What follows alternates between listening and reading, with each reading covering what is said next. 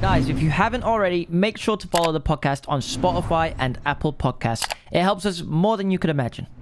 I swear there was a story about Harry Redknapp and he bought a house under his dog's name or something like that, and he was getting the tax benefits of owning a property in wherever it was. Bro, I think it was, maybe it's not Monaco, but it was somewhere like really good, and it came out in the papers that he'd done it under his dog's name, and he'd be getting away with it for absolutely ages. Get that dog on Starbucks. New client. Yeah, Harry Redknapp, obviously, he's a little bit kind of notorious in that space. I don't know the details of that particular event, but, you know, like I said, going back 10, 20 years, you know, lots of people were at it, and there was lots of people out there selling kind of tax avoidance schemes. So, you know, you could effectively come up with something, effectively using loopholes to pay, you know, less tax. But HMRC are just clamping down on them all one by one. And now, effectively, if you can't prove that you're doing something for commercial purposes, you've not got a good reason for doing it.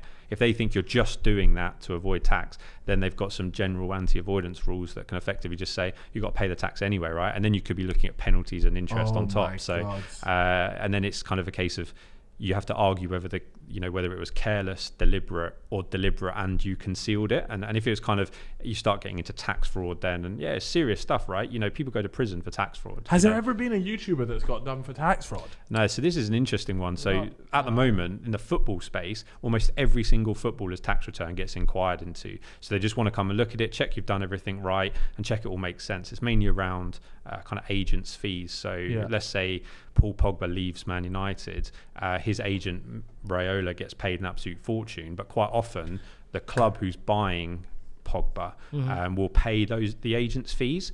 But HMRC's view is, well, actually the player has benefited from that and they should pay tax on all the agent's fees. So but quite a lot of that kind of doesn't happen. So they check every single footballer's return at the moment. Now YouTubers and content creators, etc., still a kind of a new wave, right? And HMRC, a little bit like we were talking about with crypto and Bitcoin, etc., earlier, they don't quite know how to deal with this industry. But what they do know, there's lots of people driving around in fast cars, living lavish lifestyles, and we think over the next 5-10 years this is going to become a real kind of focus area, just because there's so much money sloshing around that they want to know everyone's paying their tax. If you're watching, there's not a lot of money flying around.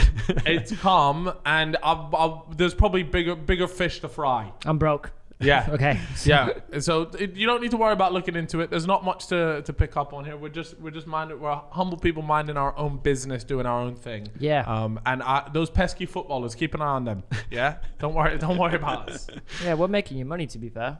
Telling people to pay their tax returns. Yeah, look at us. We've just done it. We're doing an educational video here. We love HMRC. We do. We love you guys. They are fantastic people. So great. Such nice people. Caring, Yeah, very honestly, caring. yeah. Very caring.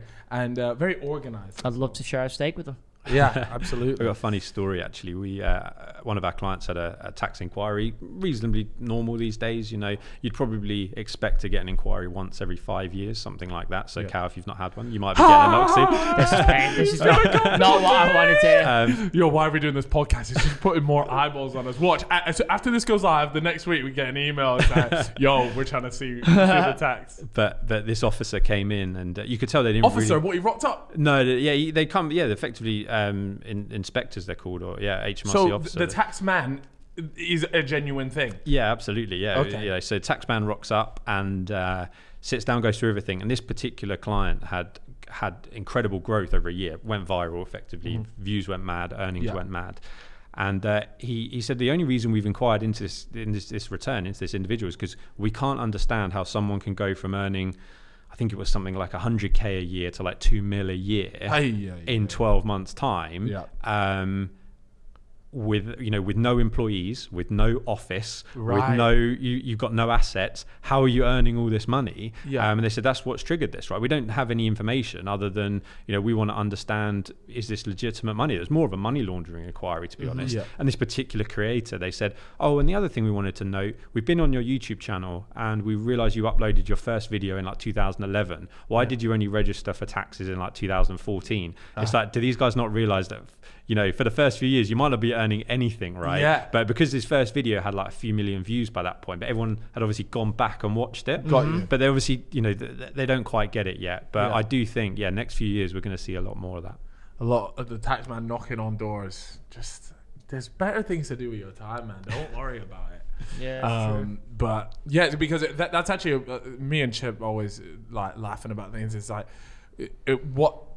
the way I'm trying to figure out how to explain this for like people that are viewers, because the way a YouTuber usually, if they're earning over a certain amount of money, they'll set themselves up as a company, because obviously you film the videos, it's a production, and then with a company you can expense things, right? So if I need to buy a camera to film my videos, that is an expense for the company, and then that would come off of sort of the profit that you make, that you pay tax on. Yeah, absolutely. Right? Yeah. And so one of the big things is like it's probably like the reason why your phone blows up so much is like, can I expense this? Can I expense that?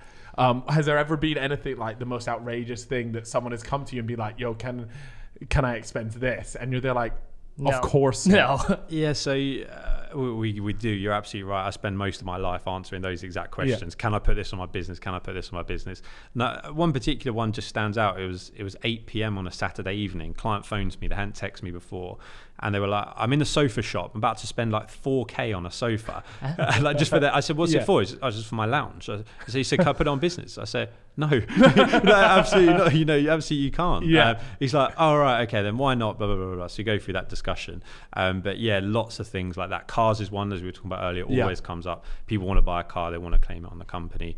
What about like haircuts? Yeah, so these are good ones, right, that come up. People say, well, I get a haircut that regularly because, you got to look good on video, it's your image. Now, HMRC's view on a lot of those things is, look, you can potentially claim them as a tax deductible expense, but what they're kind of doing is they're giving with one hand and taking away with the other, because what they'll then say is that, Cal, your company has paid for you to have a haircut. Yeah. You've had a personal benefit off of that, right? So you've now got a fresh trim. You're looking good. good. You're going out on a Friday night. Yeah. You might pull some ladies. Yeah. That's good for you. So you've got a personal benefit, and they'll say you should pay tax on that. So if you're talking a £20, £30 haircut, not going to be a problem. But where somebody's want to buy designer clothes, or they want to buy jewelry, or they want to buy cars, etc., that's where HMRC say, yeah, no problem, buy it on the company, but then we're going to tax you what we call a benefit in kind over here. So we're saying, look, you're not getting cash, you're not getting a salary, but you're getting use of this, so you're getting a benefit, so we're going to tax you. And that tax is actually a lot more than if you just didn't claim it in the first place. Oh, really? So it's almost like they lull you into this kind of situation. They suckered me. Yeah, 100%. They told me I could put the Gucci flip-flops on the business, and now look, I'm broke. I've had to sell the Gucci flip-flops to pay the fucking tax bill. Not like this. It's a finesse. Just let me go and have my steak, man. Yeah, it's a minefield. Yeah, 100%. That's what that's what we're here for. That's what we do day in, day out. We know the areas that are good, and we know the areas that just stay away from. And it's getting really, really difficult though, because we got some clients like daily vlogs. So we had one client at one point. He daily vlogged for I think 1,200 days in a row. So what's that, like nearly 4 years? Or no, over 4 years. And he was sort of saying, well, where do you draw the line between what's business and personal? I get like a 30-minute vlog every single day. If I'm popping to the shops, if I'm going to a restaurant, if I'm filming everything, where do you draw the line? And that's when it can get quite difficult, and we need to really look at it quite specifically. But yeah, it keeps us on our toes 100%. And this goes back to what we were saying earlier. People think of as an accountant as kind of being that boring kind of pen pushing. It's all about numbers. I spend most of my time talking to clients, giving business advice, talking about these sorts of kind of topics as well. So yeah, it's not as bad as it sounds, honestly. Yeah. So because one item that I wanted to talk about, and because obviously you mentioned that you represent JJ, and so like something like what his Beerus chain, his absolutely massive chain. Right, so something like that, so let's say the guy went to, I forget how much he said it was. Let's say, for the sake of, we'll just say it's £300,000, right? And then, so what you don't realize is like, right, okay, that's £300,000, but then you've got the tax on top of that to pay, and it's like, okay, so he's obviously got and made like a YouTube video, he's gone and done like so much stuff around it. It's like, is that a business expense at that point? But also kind of not, because it's just like a big bit of jewelry. So stuff like that, like is that the same sort of thing as what you're saying? Is like, is there a personal benefit there? Exactly right. So there's no harm in the company saying JJ's company owns that chain, for example, right? No issues at all. HMRC say, yeah, that's fine.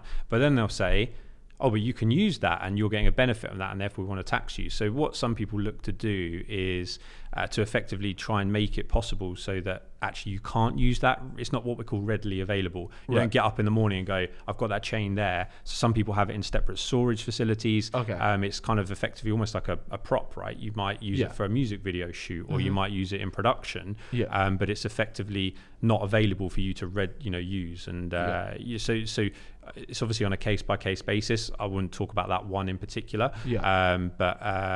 Certainly. It's just like these big rappers buying like all these crazy chains and stuff, and it's the same thing. It's like when you see the price of it, it's like, okay, but then you realize I've got to pay tax on top of that.